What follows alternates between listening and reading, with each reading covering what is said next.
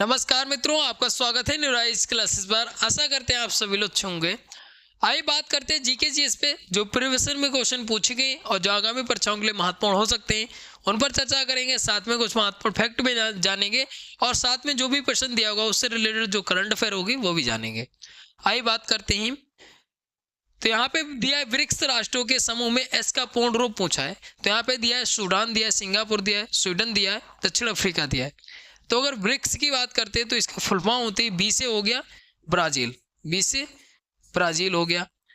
Are से क्या हो गया? तो आर से जो हो गया है रसिया, आर से रसिया। आई से इंडिया, आई से इंडिया हो गया। सी से चाइना, सी से क्या हो गया? चाइना हो गया। और एस से हो गया साउथ अफ्रीका, एस से साउथ अफ्रीका हो गया। तो यहाँ पे जो राइट आंसर हो जाएगा वो आंसर नंबर डी वाला हो जाएगा। आंसर नंबर डी वाला हो जाएगा, साउथ अफ्रीका। ब्रिक्स का जो एस है उसका मतलब हो गया साउथ अफ्रीका। अब साउथ अफ्रीका की बात करते हैं तो ब्रिक्स जो है इसमें पहले जो थे ब्रिक नाम से जाना जाता था, इसको ब्रिक नाम से जाना जाता था। फिर 2010 में क्या हुआ? 2010 में जो है साउथ अफ्रीका शामिल हुआ। तो 2010 में जब साउथ अफ्रीका शामिल हुआ तो इसमें एस जुड़ गया, अब ब्रिक्स नाम जाना जाता है। ठीक है, अगर बात करते हैं इसको जिम ओनिल जो थे, जिम ओनिल ने ये शब्द दिया था और 5 बड़ी अर्थव्यवस्था के रूप में जाना जाता है ब्रिक्स को। अब यहाँ पे बात करते हैं ब्रिक्स की, तो ब्रिक्स का जो हाल ही में अभी 2024 में सम्मेलन हुआ है, कहाँ पे हुआ है? तो रूस में हुआ है। ठीक है, रूस में हुआ है। और कौन सा सम्मेलन? 16वां संस्करण था इसका। रूस के कौन से शहर में हुआ? तो कजान शहर में। ठीक है, इसी में जो सम्मेलन हुआ है उसमें 4 देशों को सदस्यता दी गई है। ठीक है, और उसके अलावा यहाँ पे बात करते हैं अब कितने देश हो चुके हैं। तो इसमें जो है ब्रिक्स की अगर बात करते हैं तो ब्रिक्स में जो है कितने देश हो चुके हैं? 10 देश हो चुके हैं, 10 देश सदस्य हो चुके हैं। और 10वां देश जो है अभी हाल ही में चर्चा में आया था, आपने अगर मेरी वीडियो देखी होगी स्पेशली तो उसमें आपको पता होगा। जो 10वां देश बना है वो कौन सा बना है? तो इंडोनेशिया बना है। कौन बना है? तो इंडोनेशिया बना है। ठीक है, इंडोनेशिया ये 10वां देश सदस्य बना है। एक करंट का प्रश्न है। ठीक है, एक करंट का प्रश्न है, याद रखिएगा। इंडोनेशिया बना है 10वां देश। अब यहाँ पे अगर पूछ रहे हैं ब्रिक्स में जो है कितने देश सदस्य हो चुके हैं, तो 10 देश सदस्य हो चुके हैं। उसके अलावा यहाँ पे जो है अगला संस्करण होगा, जो 17वां होगा सम्मेलन, वो कहाँ पे होगा? तो 17वां जो होगा वो ब्राजील में होगा। ठीक है, अब ब्राजील ने ही जो है ट्वीट जो नोटिस जारी किया था कि 10वां देश जो है सदस्य कौन बनेगा, तो इंडोनेशिया बन गया है। याद रखिए, इतनी चीज़ आपको याद रखिएगा। और इंडोनेशिया इसलिए भी चर्चा में क्योंकि इंडोनेशिया में जो है अभी ईबू जो ज्वालामुखी है और डुकोनो ज्वालामुखी उसमें विस्फोट हुआ, इसलिए भी चर्चा में। देखिए, जो भी देश चर्चा में रहते हैं उससे रिलेटेड जो करंट अफेयर होती है उसकी स्टडी होती है वो भी महत्वपूर्ण बन जाती है। अब यहाँ पे इंडोनेशिया, फिर इंडोनेशिया का जो अपना यहाँ 76वां गणतंत्र दिवस समारोह मनाएगा, उसमें मुख्य अतिथि भी थे इंडोनेशिया के जो कौन? तो इंडोनेशिया के जो प्राइम मिनिस्टर थे प्राबोवो सुबियांटो, वो मुख्य अतिथि के रूप में थे। ठीक है, 76वां गणतंत्र दिवस इसलिए भी चर्चा में था और ये जो है ब्रिक्स में शामिल हुआ इसलिए भी चर्चा में था। ठीक है, अब यहाँ पे जो है इतनी चीज़। अब इंडोनेशिया की बात है तो इंडोनेशिया की राजधानी पूछी जा सकती है, तो राजधानी क्या है? जकार्ता है। ठीक है, और इसकी इंडोनेशियाई रुपया इसका मुद्रा है। उसके अलावा जो है इंडोनेशिया में सबसे ज़्यादा द्वीप वाला देश भी जाना जाता है और इस्लामिक कंट्री, याद रखिएगा। इतनी चीज़ आपको इंडोनेशिया के बारे में याद रखना है। और ब्रिक्स में अगर पूछ लिया जाए तो 10 देश सदस्य हो चुके हैं, इतनी चीज़ आपको याद रखना है। और अगला कहाँ होगा? तो ब्राज़ील में होगा। अगर पूछ लिया जाए यहीं पर कि भारत में अभी तक कितनी जो है अध्यक्षता कर चुका है ब्रिक्स की, ब्रिक्स जो समिट होती है उसकी 3 बार अध्यक्षता कर चुका है। ठीक है, भारत जो है 3 बार अध्यक्षता कर चुका है, याद रखिएगा। तो यहाँ पे इतनी चीज आपको करंट की याद रखनी है, स्टैटिक की याद रखनी है। और 2010 में जो है साउथ अफ्रीका शामिल हुआ, तब से जो है ब्रिक्स के रूप में जाना जाता है। यहाँ पे देखिए स्टैटिक के साथ करंट और करंट के साथ स्टैटिक जब आप पढ़ेंगे तो आपका जो है करंट और अलग से नहीं पढ़ना पड़ेगा, यहीं पे क्लियर हो जाएगा। आइए आगे बात करते हैं अगले प्रश्न की। तो यहाँ पे अगले प्रश्न की बात करें तो यहाँ पे अगला प्रश्न दिया है, बांग्लादेश में प्रवेश करने के बाद नदी को निचले मार्ग में जमुना नदी के रूप में जाना जाता है। तो यहाँ पे बताना है जब बांग्लादेश में प्रवेश करती है, कौन सी नदी प्रवेश करती है जिसको जमुना के नाम से जाना जाता है? तो यहाँ पे दिया है हुगली दिया है, ब्रह्मपुत्र दिया है, यमुना दिया है और गंगा दिया है। तो ये जो जाना जाता है वो ब्रह्मपुत्र नदी को जमुना के नाम से जाना जाता है। कहाँ पे? तो बांग्लादेश में। ठीक है, बांग्लादेश में। अभी बांग्लादेश के बारे में भी चर्चा करेंगे। अब यहाँ पे देखिए उसके बाद जो है इसी नदी को कहाँ कहाँ जाना है, जो चीन के तिब्बत पठार पर जो है सांगपो नदी के रूप से जाना है, अरुणाचल प्रदेश में जो है दिहांग नदी के रूप में जाना है, असम में ब्रह्मपुत्र नदी के रूप से, और बांग्लादेश में जो है जमुना नदी के रूप में जाना जाता है। ठीक है, ब्रह्मपुत्र नदी को। इतनी चीज़ें याद रखिएगा। उसके बाद यहाँ पे बांग्लादेश आया है, तो बांग्लादेश में याद रखिएगा, बांग्लादेश इसलिए चर्चा में क्योंकि भारत ने, अभी करंट का बताएं तो भारत और बांग्लादेश के बीच, ठीक है, भारत और बांग्लादेश के बीच सीमा वार्ता हुई है। कौन सी वार्ता हुई है? सीमा वार्ता हुई है। ठीक है, सीमा वार्ता के बाद जो हॉटलाइन भारत और बांग्लादेश के बीच स्थापित की गई है। तो इसलिए जो भी करंट का प्रश्न आप पूछ रहे हैं, सीमा वार्ता हाल ही में जो है भारत ने किसके साथ की है? तो सीमा वार्ता जो हुई है बांग्लादेश और भारत के बीच हुई है। तो ये करंट का प्रश्न है। ठीक है, हॉटलाइन भी जो है निर्माण किया गया है इसका, तो याद रखिएगा। उसके बाद बांग्लादेश चर्चा में आए, तो बांग्लादेश की बात करते हैं तो बांग्लादेश की जो मुद्रा है वो क्या है? टका है, और राजधानी क्या है? ढाका राजधानी है। ठीक है, उसके बाद मोहम्मद यूनुस जो है अंतरिम सरकार यहाँ पे गठित की गई है, उसके जो है अंतरिम सरकार के प्रमुख हैं, याद रखिएगा। इतनी चीज़ आपको यहाँ पे याद रखनी करंट की। आइए आगे बात करते हैं। अगला यहाँ पे प्रश्न दिया है, मृत सागर एक अत्यधिक खारा जल निकाय है, यह निम्नलिखित में से किस महाद्वीप में स्थित है? तो यहाँ पे बताना किस महाद्वीप में स्थित है। यहाँ पे अफ्रीका दिया है, उत्तरी अमेरिका दिया है, यूरोप दिया है और एशिया दिया है। तो ये कहाँ पे स्थित है? तो ये जो है स्थित एशिया में स्थित है, और एशिया सबसे बड़ा महाद्वीप भी है। कौन सा? तो एशिया सबसे बड़ा महाद्वीप भी है, याद रखिएगा। तो यहाँ पे जो है राइट आंसर हो जाएगा डी वाला हो जाएगा। ठीक, अगला यहाँ पे प्रश्न दिया, निम्नलिखित में से किस देश के साथ भारत अपनी सबसे लंबी भू सीमा साझा करता है? तो यहाँ पे अभी मैंने बात ही की थी, सीमा सबसे ज्यादा जो साझा करता है वो बांग्लादेश करता है। ठीक है, अभी सीमा वार्ता भी है किसके किसके बीच? तो भारत और बांग्लादेश के बीच। अब सबसे ज्यादा जो है इसकी जो सीमा लगती है वो 4096 किलोमीटर की सीमा लगती है। ठीक है, इतनी चीज याद रखिएगा बांग्लादेश के बीच और भारत के बीच। और यहाँ पे बात करते हैं जो बांग्लादेश है उसमें बता ही चुके हैं, इसकी मुद्रा, ये सब चीज़ें याद रखना है, क्योंकि जब भी बांग्लादेश की चर्चा आती है तो ये उसकी जो मुद्रा होती है या उसके प्रमुख होते हैं या उसके जो है राजधानी है, ये हमेशा पूछे जाते हैं। ठीक है, ठीक है। आइए आगे बात करते हैं। अगला प्रश्न है, भारतीय संविधान के अंतर्गत वित्तीय आपात घोषित किया जा सकता है? तो यहाँ पे बताना है जो भारतीय संविधान है उसमें अनुच्छेद जो 395 अनुच्छेद बताए गए हैं, ठीक है, उसमें से वित्तीय आपात की बात की गई है। वित्तीय आपातकाल की बात कौन से अनुच्छेद में की गई है ये बताना है। तो यहाँ पे अनुच्छेद 352 दिया है, अनुच्छेद 359 दिया है, अनुच्छेद 360 दिया है, अनुच्छेद 356 दिया है। तो यहाँ पे देखिए 3 प्रकार से जो है आपातकाल लगाए जाते हैं। कौन कौन से?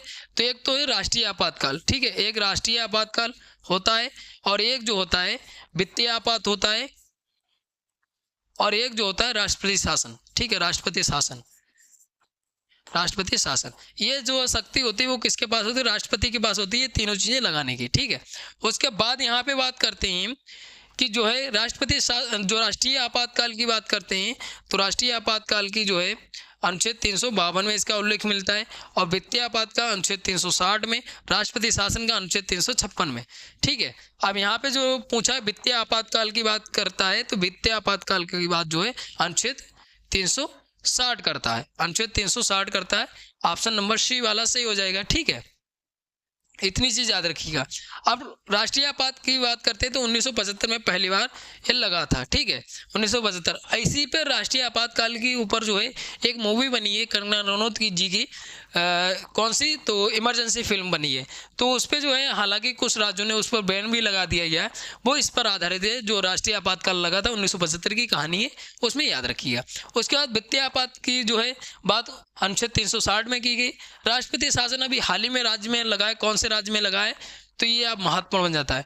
ये राष्ट्रपति शासन की बात करते हैं तो ये मणिपुर राज्य में लगा है। ठीक है, मणिपुर राज्य में राष्ट्रपति शासन जब लग जाता है किसी राज्य में, तो उसकी जो शक्तियां होती हैं राज्य और केंद्र की, वो केवल किसके पास हो जाती हैं, वो हो जाती हैं संसद के पास। फिर संसद ही उस पर अपना जो भी प्रतिक्रिया करता है वो संसद करता है, ठीक है। और राष्ट्रपति शासन जो है कहाँ पे लगा है, तो मणिपुर में लगा है, याद रखिएगा, ठीक है। मणिपुर के जो सीएम थे उन्होंने इस्तीफा दे दिया, उसके बाद जो है वहाँ पे विद्रोह हो गया था, जो सीआरपीएफ के जवान थे उनको गोली मार दी थी, तो उस वजह से जो है राष्ट्रपति शासन लगाया गया था। अब ये भी पूछा जाएगा कि राष्ट्रपति शासन कहाँ पे लगाया गया, तो मणिपुर में लगाया गया, कौन से अनुच्छेद में उल्लेख मिलता है, तो ये भी महत्वपूर्ण बन जाता है, ठीक है।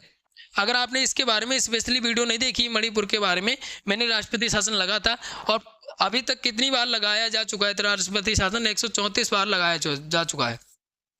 उसके बाद यहाँ पे बात करते हैं कि राष्ट्रपति शासन कितनी बार लगाए और किनके शासन काल में सबसे ज़्यादा बार लगाए, तो ये सब मैंने विस्तार से इस बार मणिपुर की जो राष्ट्रपति शासन लगाए उस पर बनाई हुई, उसमें मैंने विस्तार से इतिहास से लेकर सभी चीज़ें मैंने विस्तार से चर्चा किया है, तो आप वहाँ से जाके देख सकते हैं। आइए आगे बात करते हैं। अगला प्रश्न दिया, भारत के तमिलनाडु राज्य और द्वीपीय राष्ट्र श्रीलंका की उत्तरी प्रांत के जाफना जिले के बीच स्थित है। मतलब यहाँ पे कुल मिला के लैंग्वेज चेंज कर दी, कुल मिला के ये पूछा है कि भारत और जो है श्रीलंका बीच कौन सा जल डमरू मध्य है, ठीक है। तो यहाँ पे जो राइट आंसर हो जाएगा वो आंसर नंबर वी वाला हो जाएगा, ठीक है। पाक जल डमरू मध्य ऑप्शन नंबर हो जाएगा वी वाला हो जाएगा, ठीक है। आइए आगे बात करते हैं। अगला प्रश्न है, ईस्ट वेस्ट कॉरिडोर असम के सिलचर को गुजरात के से जोड़ता है, तो ये पोरबंदर जोड़ता है, ठीक है। ऑप्शन नंबर वी वाला हो जाएगा, ठीक है। उसके अलावा यहाँ पे चेन्नई एयरपोर्ट पे उड़ान यात्री जो कैफे का उद्घाटन किया गया है। फिर उसके बाद बात करते हैं वन नेशन वन पोर्ट का भी उद्घाटन किया गया। अगर आप मेरे डेली करंट की वीडियो देखते होंगे तो आपको ये बातें पता होंगी। और मैं क्या करता हूँ, जो भी महत्वपूर्ण वेबसाइट्स होती हैं, जो न्यूज़पेपर्स आते हैं, द हिंदू है, दैनिक जागरण, जनसत्ता, ऐसे जो न्यूज़पेपर्स आते हैं, तो यहाँ पे जो है न्यूज़पेपर्स की एनालिसिस की जाती है, इसलिए शाम में वीडियो मिलती है। जैसे आज का जो न्यूज़पेपर है, तो आज का ही न्यूज़पेपर दिन में एनालिसिस करके शाम में आपको 8 से 9 बजे के बीच वीडियो मिलती है करंट की। इसलिए मिलती है क्योंकि डेली की करंट अफेयर न्यूज़पेपर 7-8 बजे प्राप्त होता है, फिर उसके बाद एनालिसिस करती है टीम, उसके बाद जो है आपको 7-8 बजे शाम में वीडियो मिलती है, क्वेश्चन फॉर्म में दी जाती है, उसको प्रूफ के साथ दिखाया जाता है ये न्यूज़पेपर कहाँ से प्राप्त हुआ है और कहाँ से न्यूज़ प्राप्त हुई है। तो आप डेली करंट की वीडियो देखेंगे तो आपको जीके जीएस भी याद हो जाएगी और करंट साथ में याद ही हो जाएगी। आइए बात करते हैं आगे। अगला यहाँ पे प्रश्न दिया, मध्य प्रदेश कला परिषद के सहयोग से भारत सरकार द्वारा वर्ष में खुजराव नृत्य उत्सव का शुभारंभ किया गया था। तो यहाँ पे उत्सव का शुभारंभ जो किया गया था 1975 में। ऑप्शन नंबर ए वाला हो जाएगा, ठीक है। ऑप्शन नंबर ए वाला हो जाएगा। आइए आगे बात करते हैं, ये कहाँ खुजराव है, खुजराव के जो मंदिर है वो कहाँ है, तो एमपी में है, ठीक है। इतनी चीज याद रखिएगा। आइए आगे बात करते हैं। अगला प्रश्न दिया है, निम्नलिखित में से कौन सी नदी पूर्व की ओर बहती है। तो पूर्व की ओर बहती है, यहाँ पे बताना है कौन सी नदी बहती है। तो इसका जो राइट आंसर हो जाएगा वो आंसर नंबर सी वाला हो जाएगा, ठीक है। आंसर नंबर सी वाला हो जाएगा। दामोदर नदी जो है पूर्व की ओर बहती है। आइए आगे बात करते हैं।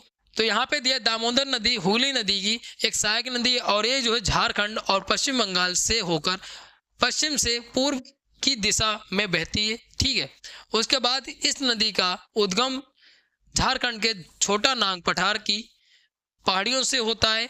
दामोदर नदी को बंगाल का शोक भी कहा जाता है और इस नदी की सहायक नदियां जो हैं कोनार है, बोकारो है और बराकर।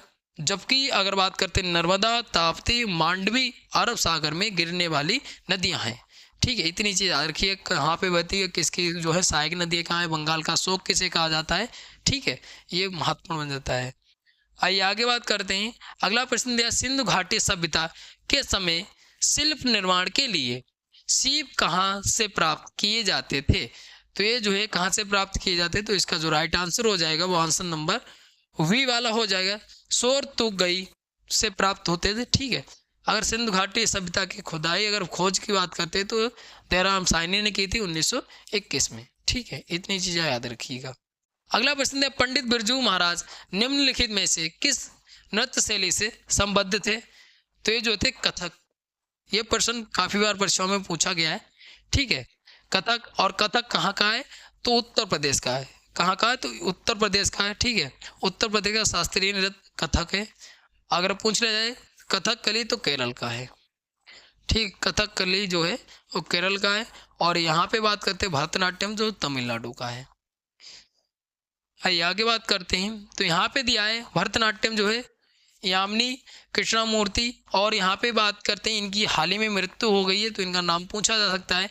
फिर कथक जो है बिरजू महाराज। ठीक है, फिर बात करते हैं कथकली तो कृष्ण नायर है। और मोहिनीअट्टम की बात करते हैं तो मोहिनीअट्टम भी और कथकली जो दोनों केरल के नृत्य हैं। ठीक है, दोनों केरल के नृत्य हैं। और इसमें बात करते हैं कि कलनाड़ी अम्बा और श्री देवी, रागिनी देवी और गीता गायक। तो ये जो है यहाँ पे याद रखिएगा। और अगर पूछ रहे हैं शास्त्रीय नृत्य कितने हैं, तो शास्त्रीय नृत्य 8 हैं। कौन कौन से, तो इसमें जो है कथकली और मोहिनीअट्टम ये शास्त्रीय नृत्य केरल के हैं। कथक जो है उत्तर प्रदेश का, यूपी का है। भरतनाट्यम तमिलनाडु का है। ठीक है, उसके बाद बात करते हैं कुचिपुड़ी की। तो कुचिपुड़ी अगर बात करते हैं, कुचिपुड़ी जो है आंध्र प्रदेश का है। उसके बाद बात करते हैं मणिपुरी। तो मणिपुरी किसका है, तो मणिपुरी मणिपुर का है। मणिपुरी मणिपुर का है। फिर उसके बाद बात करते हैं शास्त्रीय। शास्त्रीय शास्त्रीय जो है असम का है। असम इसलिए भी चर्चा में क्योंकि असम का जो मोइदम है उसको हाल ही में सूची में शामिल किया था, तो इसलिए महत्वपूर्ण बन जाता है। ठीक है, कितने हो गए, 4 और 3 7। और एक कौन सा है, तो एक जो है उड़ीसी। एक कौन सा है, तो उड़ीसी। उड़ीसी जो उड़ीसा का है। ठीक है, ये शास्त्रीय नृत्य हैं। याद रखिए 8 शास्त्रीय नृत्य हैं, ये पूछा जा सकता है, यहाँ पे महत्वपूर्ण बन जाता है। ठीक है, आइए आगे बात करते हैं। अगला प्रश्न है भारत के उपराष्ट्रपति का चुनाव निम्न में से कौन करता है। तो इसका जो राइट आंसर हो जाएगा वो आंसर नंबर सी वाला हो जाएगा। संसद के दोनों सदनों के सदस्य करते हैं, ऑप्शन नंबर सी वाला हो जाएगा। ठीक है, अगर इसकी बात करते हैं तो इसका उल्लेख भारतीय संविधान में अनुच्छेद 66 में मिलता है। चुनाव का जो भी उपराष्ट्रपति के चुनाव से संबंधित अनुच्छेद 66 संबंधित है। अगर पूछ लिया जाए भारत का एक उपराष्ट्रपति होगा तो ये जो है अनुच्छेद 63 में कहा गया है। ठीक है, अब यहाँ पे जो है इसका कार्य क्या होता है, जब भी राष्ट्रपति होता है और राष्ट्रपति अनुपस्थित होता है या राष्ट्रपति का पद खाली हो गया, महाभियोग प्रक्रिया से हटा दिया गया है, तो उस समय का जो पीरियड होता है वो उसमें कार्य करता है उपराष्ट्रपति। ठीक है, राष्ट्रपति के रूप में ये इसका कार्य होता है। और इसका कार्य और होता है जो राज्यसभा होती है। ठीक है, जो उच्च सदन होता है, राज्यसभा उच्च सदन बोला जाता है। ठीक है, उच्च सदन, इसमें क्या होता है, इसमें सभापति होता है। ठीक है, सभापति, और इसको सभापति का ही वेतन दिया जाता है, उपराष्ट्रपति पद का कोई भी वेतन नहीं होता है। ठीक है, याद रखिएगा। और वर्तमान में अगर बात करते हैं उपराष्ट्रपति कौन है, तो जगदीश धनखड़ जी हैं। और पूछ ले जो राज्यसभा है उसके जो है सभापति वर्तमान में कौन है, तो वर्तमान में वही होंगे जो उपराष्ट्रपति होंगे। तो वर्तमान में कौन है, जो राज्यसभा है, राज्यसभा के सभापति जो है वो जगदीश धनखड़ जी हैं, याद रखिएगा। उसके अलावा यहाँ पे बात करते हैं संसद आया है, तो संसद के सदन बात करते हैं। संसद के सदन जो होते हैं लोकसभा और राज्यसभा होती है। ठीक है, इसका उल्लेख जो मिलता है अनुच्छेद 81 में मिलता है, और राज्यसभा का 80 में मिलता है, और संसद का 79 में मिलता है। ठीक है, उसके बाद अगर अंगों की बात करते हैं, अंग कितने होते हैं संसद के, तो अंग जो होते हैं वो 3 होते हैं। कौन कौन से होते हैं, तो अंग जो होते हैं लोकसभा होती है, राज्यसभा होती है, और प्रेसिडेंट होता है। ठीक है, अब यहाँ पे देखिए इसको निम्न सदन बोला जाता है लोकसभा को, राज्यसभा को बोला जाता है उच्च सदन, और प्रेसिडेंट को जो है प्रेसिडेंट होता है, भारत का प्रथम नागरिक होता है, और द्वितीय नागरिक जो होता है वो कौन होता है, उपराष्ट्रपति होता है, वाइस प्रेसिडेंट होता है। इतनी चीज़ आपको इसके बारे में याद रखनी है। अगर आपने इनके बारे में वीडियो नहीं देखी, स्पेशली मैंने सब टॉपिक के बारे में, उपराष्ट्रपति के बारे में, राष्ट्रपति के बारे में, लोकसभा, राज्यसभा, संसद के बारे में मैंने विस्तार से चर्चा किया है। मेरी पॉलिटी की सभी क्लासें आप अगर देखेंगे तो आपको पॉलिटी से कोई भी प्रॉब्लम नहीं होगी। ठीक है, आइए आगे बात करते हैं।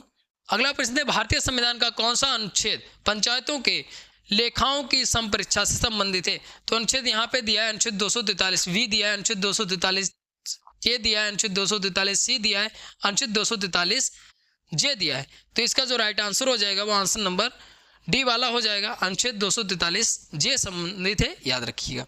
उसके अलावा यहाँ पे बात करते हैं तो यहाँ पे अनुच्छेद 243 ये ग्राम सभा से संबंधित, बी जो है पंचायतों का गठन से संबंधित, सी जो है पंचायतों की संरचना से संबंधित, जे जो है पंचायतों के लेखाओं की संप्रेक्षा से संबंधित और के जो है पंचायतों के लिए निर्वाचन से संबंधित है। अगर इनका बात करते हैं, ये जो है इसका उल्लेख पंचायतों का उल्लेख भारतीय संविधान में भाग जो है कौन सा 9 संबंधित है, ठीक है, भाग 9 संबंधित है। उसके अलावा यहाँ पे बात करते हैं अनुसूची जो 73वां संविधान संशोधन हुआ था, जो 73वां संविधान संशोधन 1992 में होता है, उसके द्वारा इसकी व्यवस्था की गई थी, याद रखिए, जो 11वीं अनुसूची को जोड़ा गया था इसके द्वारा, ठीक है, 11वीं अनुसूची को 12वीं अनुसूची को 74वां संविधान संशोधन के द्वारा जोड़ा गया था। अगर आपने इसके बारे में भी वीडियो नहीं देखी संविधान संशोधन के बारे में, तो आप चैनल पर जाके देख सकते हैं। आइए आगे बात करते हैं अगले प्रश्न की। तो यहाँ पे अगला जो प्रश्न दिया है, प्रसिद्ध बरमूदा त्रिकोण कहाँ स्थित है? तो ये जो है अटलांटिक महासागर, कैस्पियन सागर और काला सागर और जो है दक्षिणी चीन सागर। तो ये जो अटलांटिक महासागर में स्थित है, ऑप्शन नंबर ए वाला सही हो जाएगा, ठीक है, ऑप्शन नंबर ए वाला सही हो जाएगा। कैस्पियन सागर जो है सबसे बड़ी खारे पानी की झील है, याद रखिएगा। अगला प्रश्न दिया, भारतीय प्रतिभूति विनिमय बोर्ड की निगरानी और विनिमय का कार्य करता है, तो ये जो है कौन करता है? तो ऑप्शन नंबर सी वाला हो जाएगा भारतीय पूंजी बाजार संचालन, ऑप्शन नंबर सी वाला हो जाएगा इसका, ठीक है। अब यहाँ पे आया भारतीय प्रतिभूति विनिमय बोर्ड, तो इसको शॉर्ट में सेबी बोला जाता है, ठीक है। अगर इसके बारे में आपने वीडियो नहीं देखी है तो आप चैनल पे जाके देख सकते हैं। आप करंट की बात करते हैं सेबी के, तो सेबी के 11वें नंबर के जो अध्यक्ष बने हैं, कौन बने? तो तुहिन कांत पांडे बने, ठीक है, तुहिन कांत पांडे 11वें नंबर के। इन्होंने स्थान किसका लिया है? तो स्थान महत्वपूर्ण बन जाता है। स्थान जो लिया है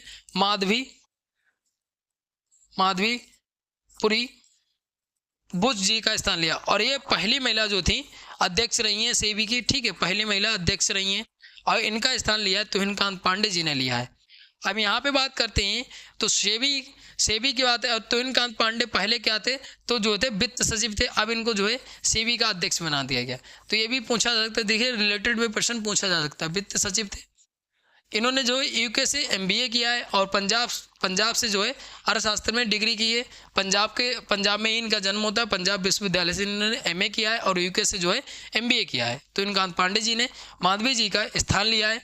और यहाँ पे बात करते हैं सेबी की, तो सेबी की स्थापना होती है 12 अप्रैल 1992 में, ठीक है। उसके बाद इसका हेडक्वार्टर कहाँ है? हेडक्वार्टर की बात करते हैं तो ये जो है बम्बई में इसका हेडक्वार्टर है, बम्बई में। और इसके पहले अध्यक्ष की बात करते हैं तो पहले अध्यक्ष कौन रहे हैं? इसके पहले अध्यक्ष रहे हैं डॉक्टर दवे, ठीक है, डॉक्टर एस दवे रहे हैं, ठीक है, याद रखिएगा। तो पहले अध्यक्ष रहे। इतनी चीज़ आपको करंट के बारे में याद रखनी है। आइए आगे बात करते हैं। अगला प्रश्न दिया, त्वरण का मात्रक निम्न में से कौन सा है? तो त्वरण का मात्रक जो है मीटर प्रति सेकंड स्क्वायर है, ऑप्शन नंबर ए वाला हो जाएगा। आइए आगे बात करते हैं। अगला यहाँ पे प्रश्न दिया, निम्न में से कौन सी पृथ्वी के वायुमंडल की सबसे निचली परत है? तो सबसे निचली पूछी है, वायुमंडल में कितनी परतें हैं? तो 5 है, 5 में से सबसे निचली परत पूछी है, तो निचली परत जो है वो ऑप्शन नंबर डी वाला हो जाएगा। सौरमंडल जो है वो सबसे निचली परत है, ठीक है। आइए थोड़ा सा और चर्चा करते हैं इसके बारे में, तो यहाँ से प्रश्न पूछा ही जा सकता है। अगर यहाँ पे बात करते हैं वायुमंडल में 5 परतें हैं, ठीक है, सबसे निचली परत जो है सौरमंडल है, और इसकी ऊंचाई जो है कितनी है? तो इसकी ऊंचाई 18 किलोमीटर है।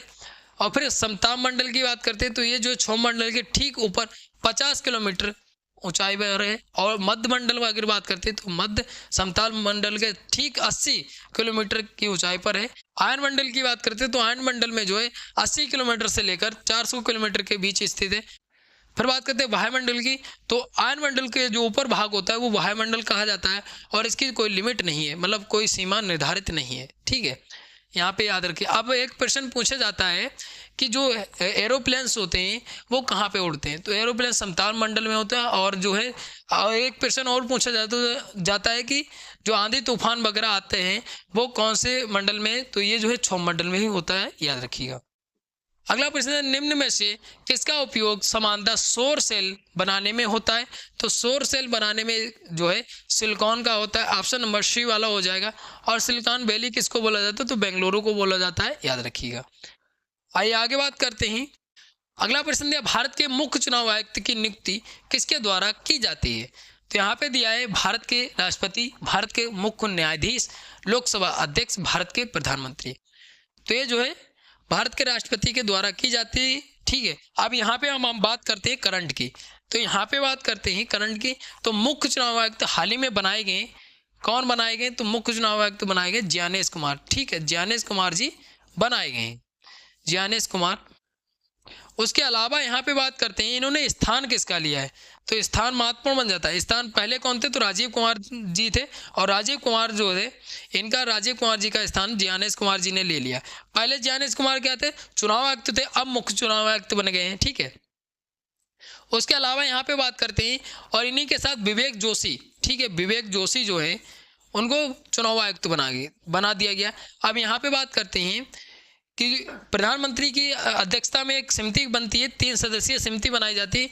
उसमें जो होता है एक मुख्य चुनाव आयुक्त होता है, ज्ञानेश कुमार जी मुख्य चुनाव आयुक्त हो गए, और 2 जो होते चुनाव आयुक्त होते, जिसमें से विवेक जोशी हो गए, और एक लोगों का और नाम होता है, एक लोग कौन है, तो सुखबीर सिंह संधू, ठीक है, सुखबीर सिंह संधू जो है ये भी चुनाव आयुक्त है। जो ज्ञानेश कुमार जी हैं इनका कार्यकाल 2029 तक रहेगा, विवेक जोशी जी का भी 2029 तक रहेगा, इनका 2028 तक है कार्यकाल। तो ये याद रखिए, इतनी चीज़ें आपको ये पूछा जा सकता है कि चुनाव आयुक्त कौन है, मुख्य चुनाव आयुक्त कौन बनाएगा, हाल ही में बनाएगी, इसलिए महत्वपूर्ण बन जाता है, ठीक है। आइए थोड़ा सा और चर्चा करते हैं। अगर यहाँ पे बात करते हैं, इसका उल्लेख भारतीय संविधान में भाग 12 में मिलता है, और अनुच्छेद जो है 324 से 329 संबंधित है। अगर पूछ ले जाए, भारत का निर्वाचन आयोग की स्थापना 25 जनवरी 1950 में होती है, और इसी दिन जो है मतदाता दिवस भी मनाया जाता है, ठीक है। उसके बाद ये जो है संवैधानिक निकाय है। उसके अलावा यहाँ पे बात करते हैं, आयोग का गठन जो है मुख्य निर्वाचन आयुक्त और अन्य निर्वाचन आयुक्तों से किया जाता है, जिसकी नियुक्ति राष्ट्रपति के द्वारा की जाती है, ठीक है। जो चुनाव आयुक्त होते हैं उनकी नियुक्ति किसके द्वारा की जाती है, तो राष्ट्रपति के द्वारा की जाती है। उसके अलावा बात करते हैं, सुकुमार सेन जो थे भारत के पहले मुख्य चुनाव आयुक्त थे, ठीक है। उसके बाद बात करते हैं, पहली महिला बात करते हैं, तो BS रमा देवी थी, याद रखिएगा, महिला में और पुरुष में, याद रखिएगा। और वर्तमान में बात करते हैं, तो वर्तमान में ज्ञानेश कुमार जी बने हैं। इतनी चीज़ें आपको याद रखनी है, ठीक है। और एक प्रश्न और पूछा जाता है कि जो मतदाता सूची तैयार करता है, जिससे राष्ट्रपति का चुनाव हुआ और भी जो विधानसभाओं में चुनाव होते हैं, उनकी मतदाता सूची कौन तैयार करता है, तो मतदाता सूची जो है भारत का निर्वाचन आयोग तैयार करता है, ठीक है। इतनी चीज़ याद रखिएगा। अब यहाँ पे बात करते हैं, यहाँ पे जो ऑप्शन दिए हैं, तो मुख्य चुनाव आयुक्त की भी नियुक्ति हुई है, और उसके बाद जो है भारत के मुख्य न्यायाधीश की भी नियुक्ति हुई है। कौन बने हैं, तो संजीव खन्ना जी बने हैं, ठीक है।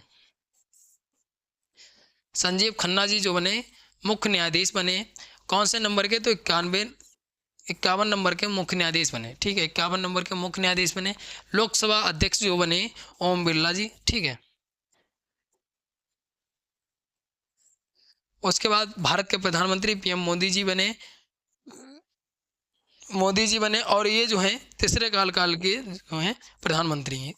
तो आपको इतनी चीज़ याद रखनी है। भारत के जो राष्ट्रपति होता है उसका उल्लेख भारतीय संविधान में अनुच्छेद 52 में मिलता है। मुख्य न्यायाधीश का उल्लेख जो है अनुच्छेद 124 जो है सुप्रीम कोर्ट से संबंधित, उसका खंड 2 में इसका उल्लेख मिलता है मुख्य न्यायाधीश का। और यहाँ पे जो है भारत के राष्ट्रपति और उपराष्ट्रपति, इन सब के बारे में मैंने यहाँ पे चर्चा किया है। जो भी महत्वपूर्ण पॉइंट बन सकते थे, जितने भी प्रश्न थे, ये साथ में महत्वपूर्ण पॉइंट भी जानिए और साथ में करंट भी बजानिए, क्योंकि जब भी आप करंट पढ़ते हैं या जीके पढ़ते हैं तो उसका जो भी महत्वपूर्ण फैक्ट होते हैं, रिलेटेड फैक्ट होते हैं, उनको जानना महत्वपूर्ण बन जाता है। इसलिए आपको यहाँ पे जो भी करंट अफेयर होती है, जो भी जीके जीएस होती है, उस पर रिलेटेड करके सभी चीज़ें पढ़ाई जाती हैं। और आप चैनल को ज़रूर सब्सक्राइब कर लीजिए ताकि आपकी तैयारी जो है बेहतर हो सके। मिलते हैं अगली वीडियो में, तब तक के लिए धन्यवाद।